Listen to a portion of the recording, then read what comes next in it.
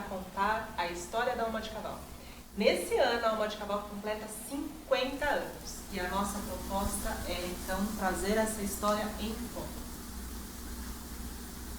E hoje, aqui nessa sala, nesse ambiente, a gente trouxe o evangelista Jeremias, um dos líderes, na verdade, um dos presidentes, né? Porque foram vários.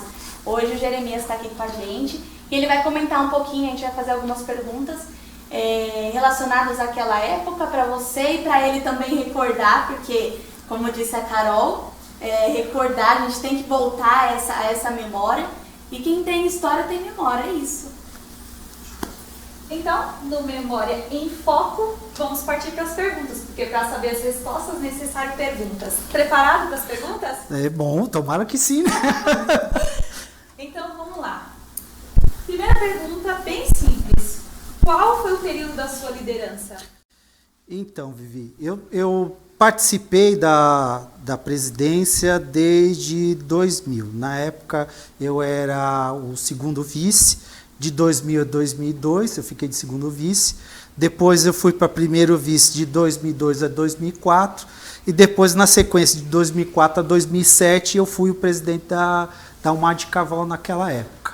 Então, eu vim acompanhando, né, um período aí grande dos jovens que na época saíam de adolescentes e já estavam entrando para a mocidade. Sim.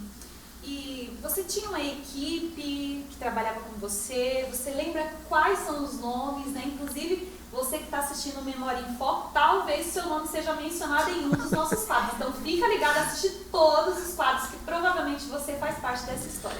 Olha, a equipe era muito grande, porque a gente tinha muita coisa para fazer. A gente, na época, a gente tinha o Jonatas na regência, junto com o Jonatas a gente tinha o Adriano Lisboa, o Dude Lisboa, o Danilo Lisboa.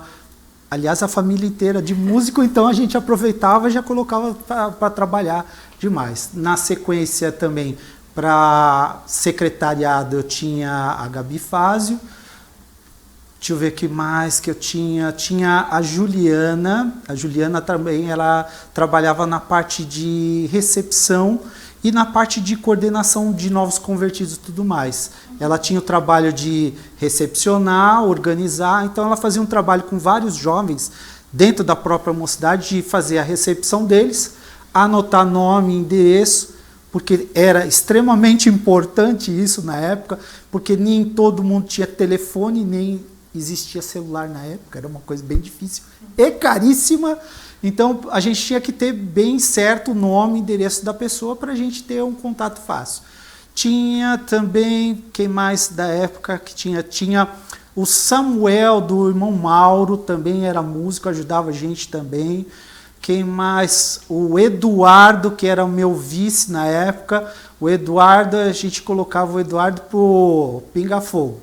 Onde que a gente colocava o Eduardo? Toda a consagração, todo o período. Então, a gente tinha vários períodos de consagração. Então, terminava a aula da escola dominical, a gente fazia uma consagração após a aula da escola dominical. Então, enquanto tinha o horário do período que estava ensaiando a banda, o pessoal que ia para o ensaio da banda ia para lá. Mas o jovem que não tocava na banda, dobrava o joelho aqui, nesse lugar aqui, que era, na época era um salãozinho, e a gente colocava eles para orar. E o Eduardo acabava ficando com essa situação. E a gente tinha a Alexandra, que era a segunda vice. E a Alexandra, ela trabalhava mais com a responsabilidade de estar acompanhando, junto com a Juliana, o que está acontecendo. A Juliana olhava mais para o povo fora, né, da mocidade, que toda hora está ensaiando e tudo mais, e a Lê acompanhava mais a mocidade, que já estava, vamos dizer assim, acomodada na igreja. Então já tinha uma participação, já participava com as crianças, já tinha atividade com jovens, então toda vez eu pedia para a Alexandra acompanhá-los, ver o que ia fazer, dar a mensagem, colocar na palavra. E eu sempre tive o costume de fazer o seguinte, pôr o camarada para se virar. Pinga fogo mesmo. Vai, você põe lá, você se vira e eu só fico aqui para acompanhar. Inclusive, muitos deles davam risada, né? Porque infelizmente, eu tenho um quê de metódico, né?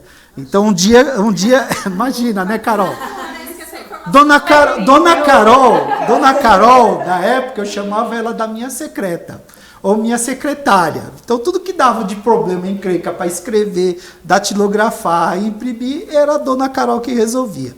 Então, o que a gente fazia? Eu colocava todo mundo para resolver. Então, o primeiro convite que a gente teve que fazer para entregar para os irmãos, o povo foi fazer a carta e guardar a carta. E eles guardavam de qualquer jeito. Eu disse, não, gente, que isso? Vamos lá. Ó, primeiro, a dobradura tem que ser dessa forma.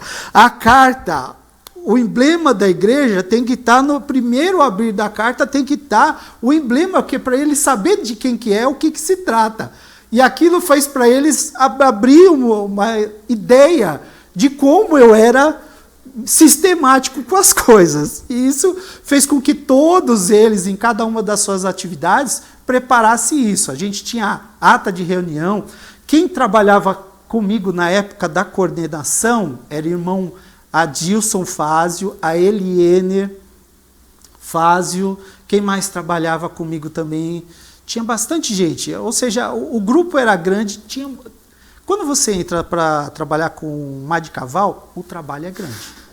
É muito grande, porque você não pode ter um olhar focado só na sede. Você tem que olhar as congregações, tem que fazer visita. E a gente, na época, pela graça de Deus, a gente tinha a oportunidade de fazer muitas visitas. Então a gente acabava lotando 2, 3 ônibus e vamos para tal lugar. E acabava indo e era bênção. Muitas igrejas que a gente chegava cantando com o pessoal da Madicaval, sentia, vamos dizer assim, o poder de Deus. Porque, no final das contas, não eram 10 jovens, eram muitos jovens.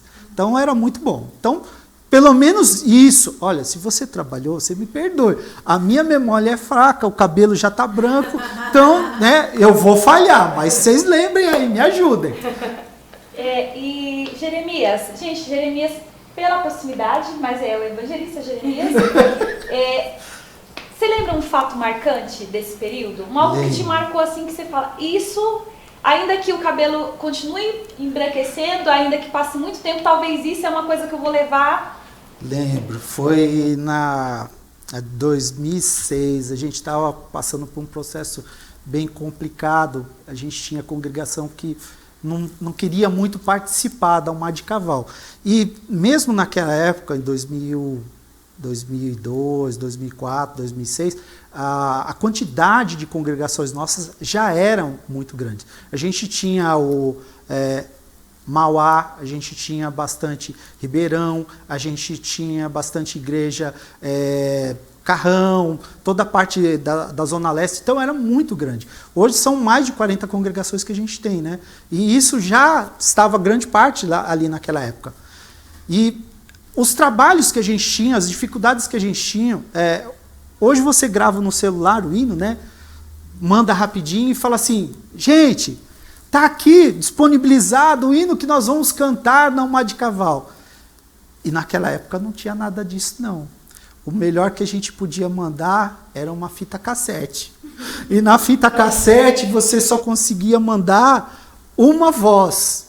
Você não conseguia dividir vozes naquela época. Então você mandava uma voz e a gravação do instrumental de fundo, que é para o camarada saber como é que ele ia cantar.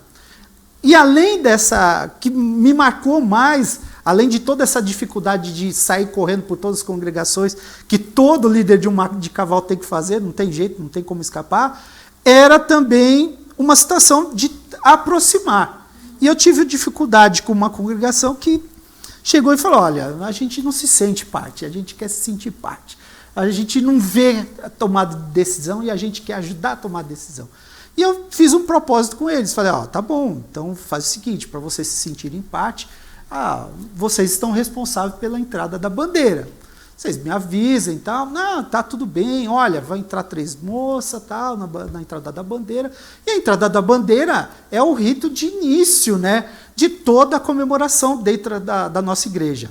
E nesse rito de início, né, as irmãs fazem direitinho, né, tem a entrada da bandeira, todas com roupa, tudo bonito, né, vem com porta-estandarte, para ali na frente, a banda toca o hino. E nós estávamos esperando exatamente isso.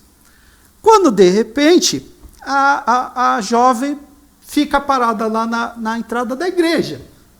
E as 3 que iam entrar eram 3 policiais mirim. As 3 estavam uniformizadas como um dia de trabalho delas. As 3 de porta-bandeira. Estava ali a bandeira da igreja, a bandeira do Brasil e a bandeira de São Paulo. E eu olhei aquilo e falei assim, daqui a pouco elas vão dar o sinal para a banda tocar o hino, que é o rito de costume. De repente, a primeira vem, bate o pé na entrada e começa a cantar. Ô, Vila do Ipiranga. A igreja toda ficou parada, porque ninguém sabia o que estava acontecendo. Para eles estava uma coisa muito inusitada, muito diferente. E eu vi que naquela situação, eu olhei para o pastor Larentes, que estava aqui na minha esquerda, ele olhou para a minha cara e eu fiz assim, entrada da bandeira, pastor. E elas entraram cantando o hino nacional. O povo, quando se tocou que era para cantar o hino, começaram a ir junto com elas acompanhando o hino. Bom, elas terminaram de fazer o hino nacional, cada uma se posicionou no pedestal em cima do púlpito, colocaram suas bandeiras, e aí foi a parte mais difícil, né? Com essa situação tão complicada, levantar e falar assim, bom, irmãos, agora vamos fazer uma oração para iniciar o culto, e todo mundo com carão, olhando aquela situação, falando, meu Deus, que coisa está acontecendo aqui? Então eu digo que as irmãs hoje fazem, né, uniformizada, né, culto uniformizado. Isso nós já estreamos na Alma de Cavalo há muitos anos atrás. Não é novidade aqui. A gente já fez isso daqui. Foi muito inusitado? Foi, irmãos, mas foi diferente. Eu lembro que naquela época, como a gente conseguiu trazer toda aquela região para cá, a igreja toda, inclusive galeria, era só jovem. Então, hoje a gente tenta dividir por setor. E naquela época a gente encheu a igreja todos os dias de culto com 100% de jovens.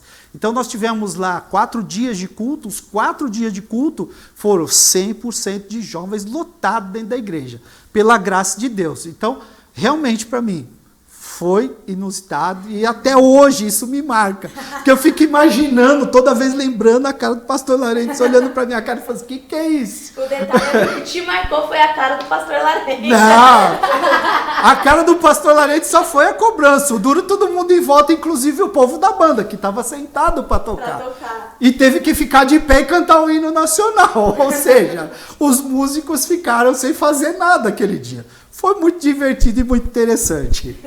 E no meio disso tudo, para você, qual foi o maior desafio? Olha, estava comentando com a Vitória antes. Aquela época, a maior dificuldade que a gente tinha era a comunicação.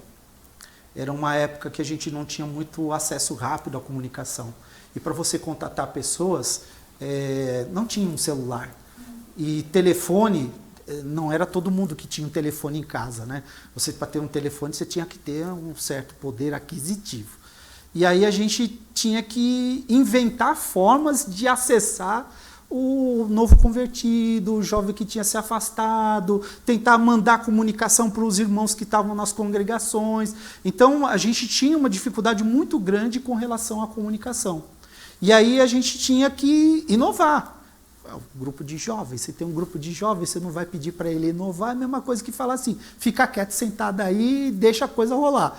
Então, vamos pedir sugestão. E numa dessas sugestões, eu, além de ter que mandar comunicação via carta para esses jovens, ainda tinha a época, né, do telex, mandar um telex. O que era? O camarada digitava palavras rápidas, de forma que você compreendia, mas era uma forma de você falar, lembrei de você, você não está aqui e a gente está sentindo sua falta.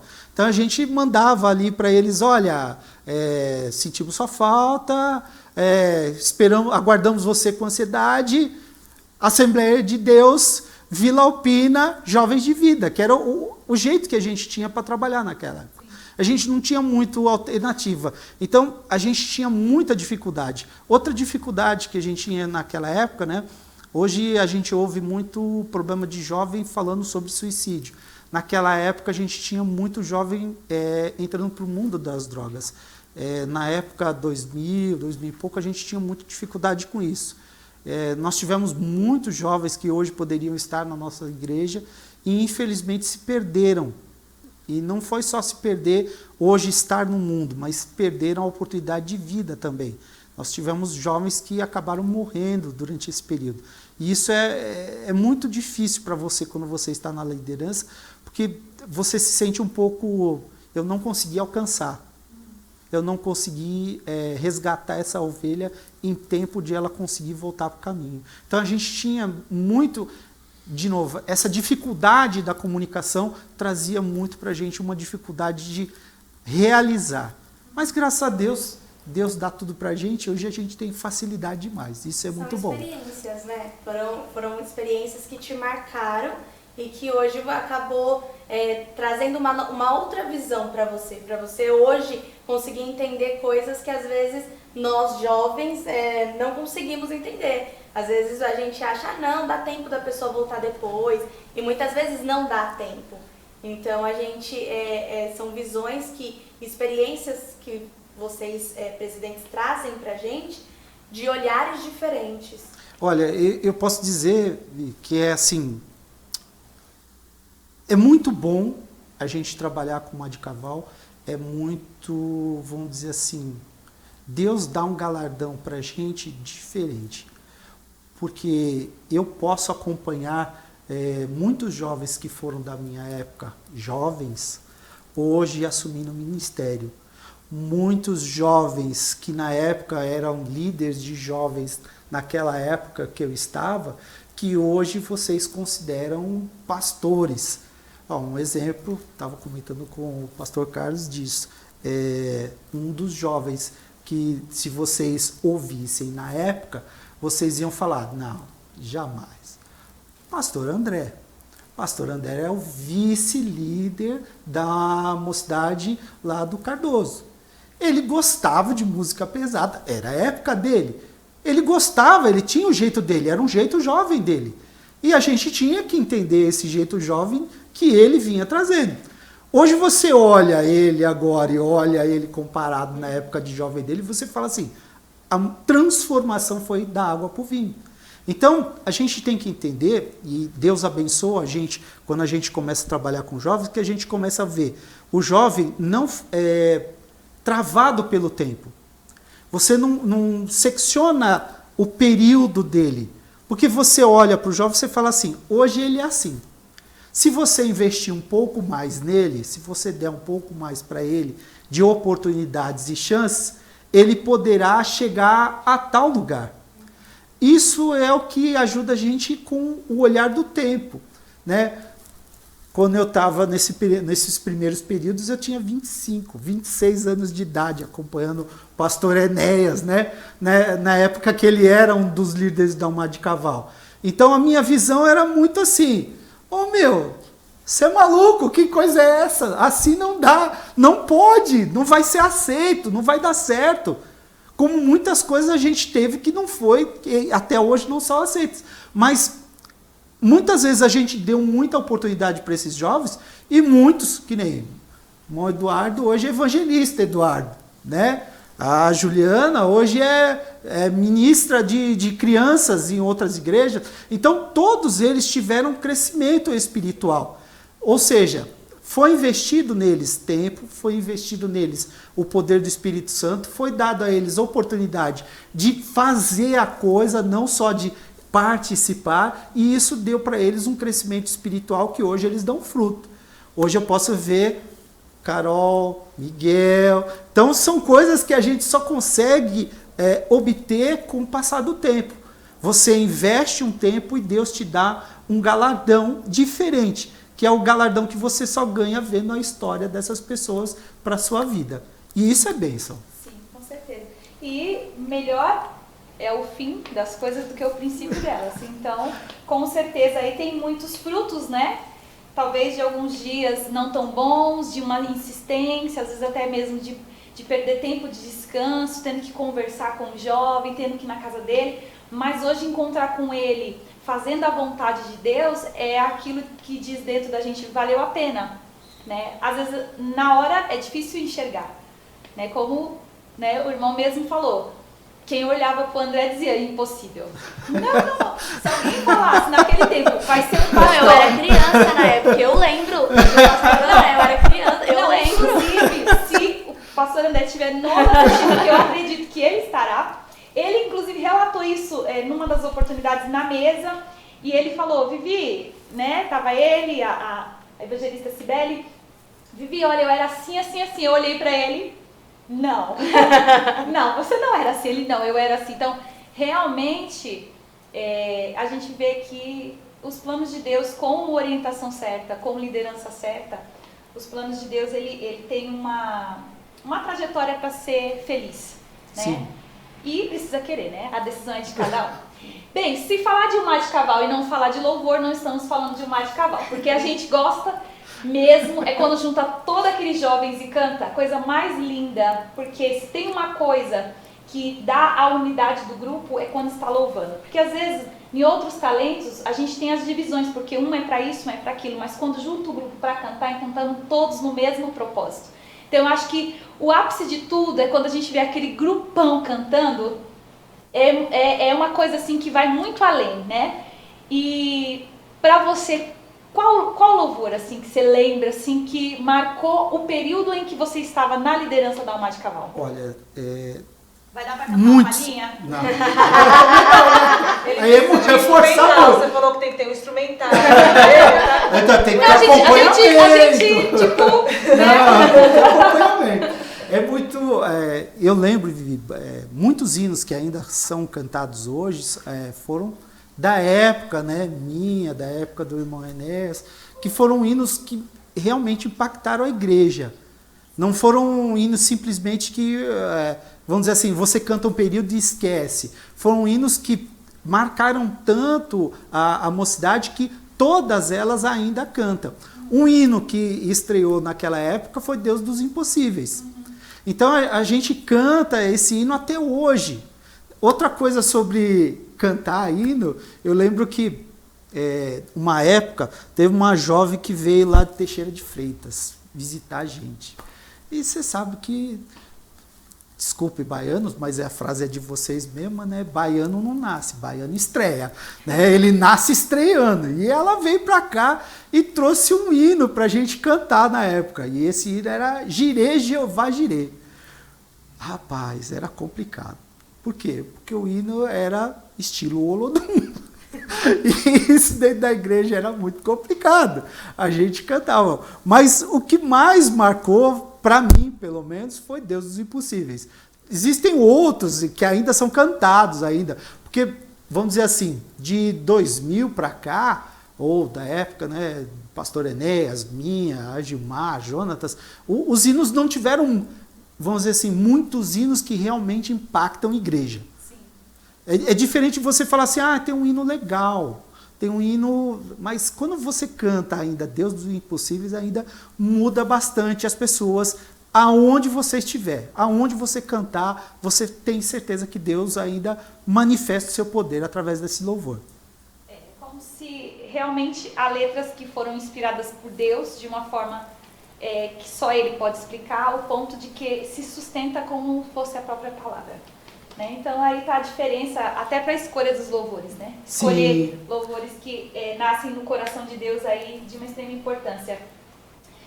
Na sua fala aí no montante, você comentou sobre ir em muitas igrejas, visitar muito, porque é o papel do líder.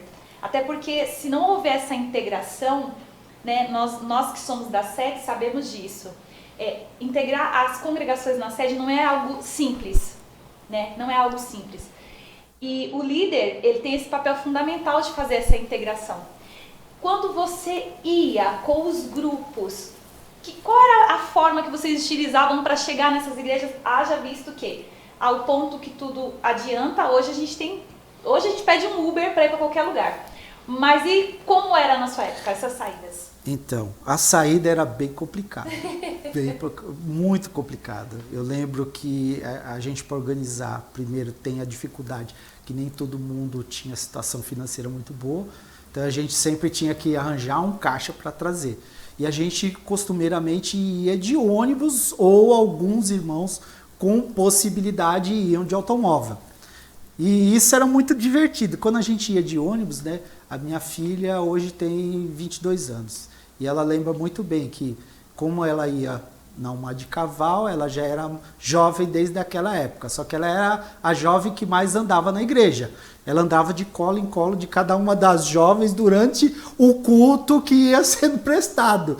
Por quê? Porque ela ia, não tinha jeito, não tinha como falar assim, não, os meus filhos não vão, pelo contrário. Os 2 mais velhos têm 10 anos de diferença dela, então eles faziam parte daquela mocidade. Então era interessante para mim ter aquilo ali. Mas a locomoção, realmente, ônibus, muito difícil. Às vezes perua, muito difícil. Às vezes tinha que usar a perua azul da igreja. Tinha muitas vezes que a gente tinha que dirigir. Desde aquela época.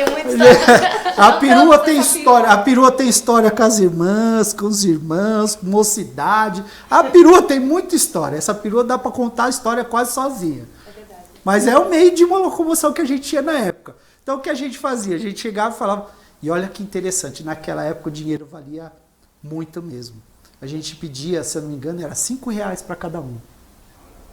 E já dava para pagar mais de 70% do ônibus. Nossa. Só para você entender. R$5 cada um, a gente pegava R$5 de cada um, que na época era o quê? 2 passagens de ônibus. A gente falava, ó, dá R$5 cada um, já dava 70%, a gente complementava com o restante e levava. Eles gostavam, né? E era muito interessante para a gente. Hoje, se você tentar fazer o tanto de locomoção que a gente fazia naquela época, hoje fica impossível, porque o valor do transporte, do próprio ônibus é infinitamente maior do que era naquela época. Bem, queria te fazer uma pergunta surpresa. Valendo! Outra pergunta surpresa. Você teria uma palavra para resumir o seu período de liderança? Rapaz, isso é uma coisa bem complexa, hein, Vivi? Bem complexa. Uma palavra para lembrar disso. Eu não consigo trazer um versículo, mas eu consigo lembrar que, na época que eu assumi a liderança da mocidade, muitos dos adolescentes que eu estava acompanhando que antes eu estava trabalhando como líder dos adolescentes, eu os trouxe, eles acabaram entrando no mesmo período que eu assumi a mocidade. E para mim, a continuidade do trabalho, a continuidade dessa união facilitou muito, porque na prática eles já estavam, vamos dizer assim, como massa de lasanha comprada hoje. Eles estavam pré-preparados. Então isso facilitou muito o trabalho com eles, porque eles já estavam pré-engajados para aquilo que eles iam fazer. Naquela época, como adolescentes, alguém fazia por eles. E na época que eu estava, facilitou que eu falava para eles assim, bom, você já fez o seu cursinho lá nos adolescentes, agora está na hora do pra valer. Do pra valer é você, eu estou aqui, te acompanho, mas é você que tem que fazer. E muitos deles me surpreenderam, graças a Deus. Então a melhor coisa que é, ó, quão bom e quão suave é que os irmãos vivam em união. Ou seja, a permanência não pode ser nesse minuto, nessa hora, mas a vivência tem que ser permanente. E isso facilitou muito para mim e para com eles. Porque todos eles que estavam na adolescência começando como músico, despontaram como líder de músico, todos eles que estavam começando na oração, que foi na época da adolescência deles que muitos receberam o dom de línguas. Eu lembro muito bem ainda de quando todos eles, ou a maioria deles, recebeu o dom de línguas num dia só. E então isso fez com que eles estivessem, vamos dizer assim, soldados prontos, preparados, com capacete, sandália, escudo, espada, para trabalhar naquele período, naquela obra. Então foi muito bom, porque eu lembro também que naquela época a gente tinha aproximadamente uns 160 jovens. Mais ou menos 160, 180 jovens. Tanto é que a mocidade, ela era da ponta onde era, e ela ia até a coluna.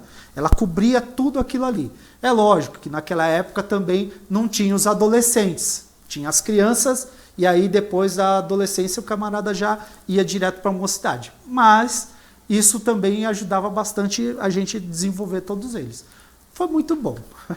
Bem, eu encerro as minhas perguntas por aqui, dizendo que foi um prazer ter conosco o evangelista Jeremias, contando um pouco das memórias da Alma de Cavalo. Afinal, 50 anos de história não é construído por uma única pessoa, nem num único dia. Tudo demanda trabalho e esforço de um grupo de pessoas. Quem chegou nos 50 anos precisa saber que a história foi construída e com certeza daqui para frente continuará, assim como chegamos até aqui. Até aqui nos ajudou o Senhor e vai nos ajudar a chegar mais adiante. Obrigado por ter aceitado ser um dos Eu que nossos agradeço a todos entrevistados. vocês. Meninas, Até a próxima, que quem sabe a gente continua com esse programa, a gente não sabe o que o pastor Carlos irá nos proporcionar. Eu ouvi falar em trilogia, mas Não, trilogia é muito boa, aí não dá. eu só ouvi. Você tá muito silenciosa. Eu tava com medo até agora, mas vou ser sincero. A Carol sempre me surpreende. Então ela tá muito quietinha, eu falei, vai ter coisa aqui. Vai sair uma pérola. pérola. Vai sair uma. Ela conhece muito de muita coisa. Mas foi um prazer, até a próxima. Pra gente, na verdade, é um aprendizado ouvir você falar das experiências que você teve na sua época e, querendo ou não, que ainda tem hoje. Que mais pra frente vai contar pra gente como foi a experiência de hoje, que também não tem as suas dificuldades, tem os seus pontos negativos. Quem sabe mais pra frente, vamos daqui 50 anos, completando 100 anos de Baixo Cavalo, já pensou? daqui 50 anos eu não vou estar tão bem.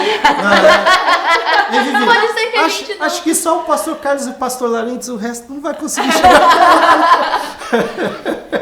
Eu acho que é super válido a questão de estar aqui conversando sobre isso, até mesmo para os líderes de hoje, né, da Alma de Cavalo de hoje, entender qual é a complexidade da história da Alma de Cavalo, que não é algo simples, não é algo pequeno, é algo muito grande.